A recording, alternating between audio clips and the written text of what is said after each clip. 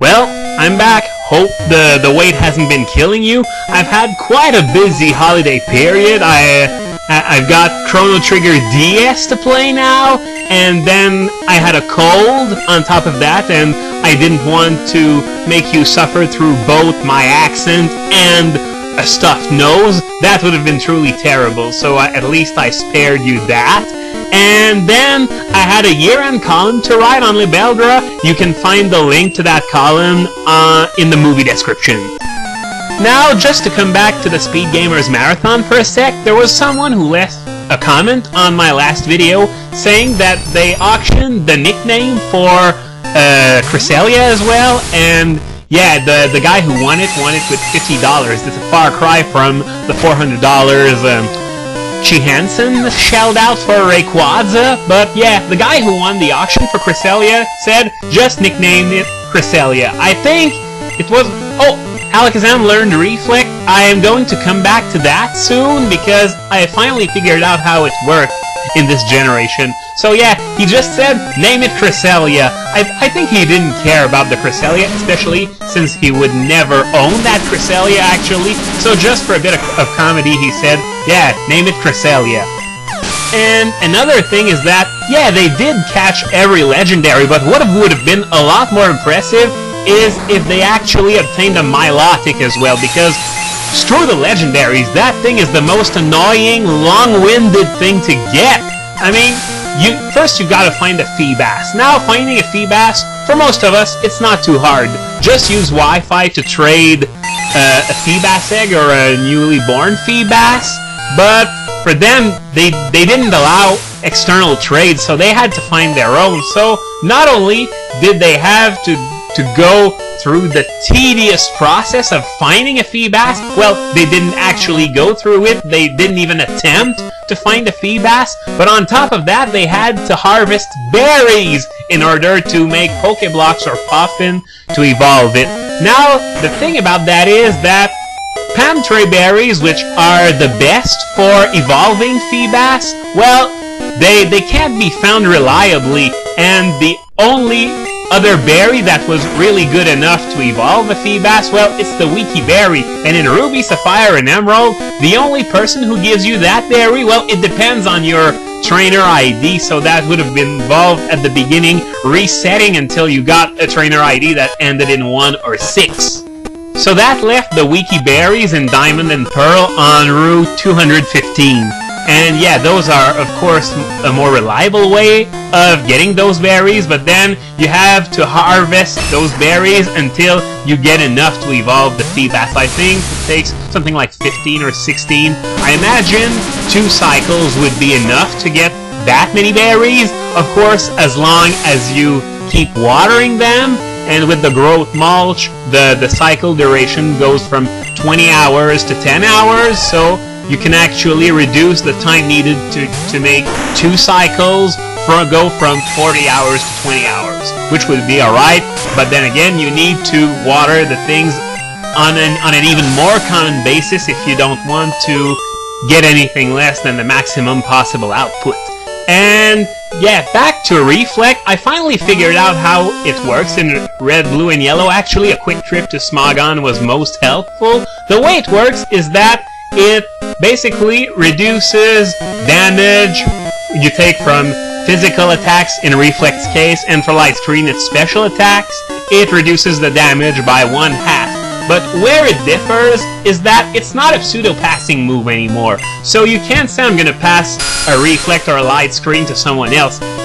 So these are basically watered-down versions of Barrier / Iron Defense / Acid Armor, and the Amnesia move we came to know since Gold, Silver, and Crystal, since the one in Red, Blue, and Yellow boosts both special stats, but that's neither here nor there. It's a watered-down version of those moves because you cannot stack them on top of one another. Like, you could stack 3 Acid Armors on top of one another, but you can't do that with Reflect.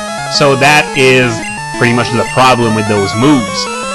Now, in the news department, apparently Arceus will be revealed to Japanese audiences on January 19th. and I got to thinking, remember when Pokemon in the early days, when it was all the rage and people played the game, then watched the anime, and owned the merchandise, not because it was fun or anything like that, but because it was just the cool thing to do. Yeah, for those who haven't been into Pokemon that long, well, there was one point where you weren't ostracized for playing Pokemon. It was the cool thing to do. And speaking of Arceus, I remember just how Christian fundamentalists were absolutely outraged at some of the Tixie branch. Am I supposed to care or something like that? Tixie branch, that sounds like something Russian. I don't know why, it just does. But back to what I was talking about, there were those crazy fundamentalists that were outraged at some of the remotely religious references, and I say remotely, knowing full well that it's an understatement, because really, did anyone normal make a connection between Heracross and Jesus' crucifixion? Personally, I didn't. It was only those inbred losers that could bring such ridiculous things to light. And other crazy things that I heard from those people, well, we're seeing Alakazam on the screen right now. Well, its psychic powers didn't go over too well in the fundamentalist crowd. So now we've got a Pokemon god, creator of all Pokemon, or maybe it created just Mew since it possesses the DNA of all Pokemon. Oh well, screw that. That thing is just as complicated as the Christian rendition of the story of all creation. My favorite one is how Adam and Eve had 3 sons, and then those sons married other women. Where'd they come from? And if you ask a fundamentalist Christian who thinks the world was created in 7 days 6,000 years ago, well, they're absolutely certain that's how it happened.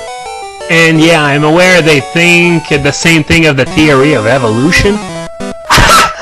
I knew it! It was actually a Russian name, and I swear I didn't remember it.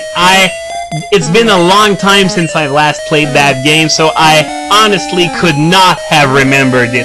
And that's yet another real-life location that was mentioned in Pokemon names after the Lightning American Lieutenant Surge, and apparently, if I remember, Mew has first been discovered in South America. So yeah, but there's never been any mention of Japan. Maybe that's because Japan is actually where the games take place, though I've heard that Ori is based on the desert of Arizona or something like that. I can't recall for sure. So here we've got a room full of captive Sylph employees. I don't know if they're being prevented from working since... Oh, conquer the world with Pokemon, huh? I think I get what they're trying to do.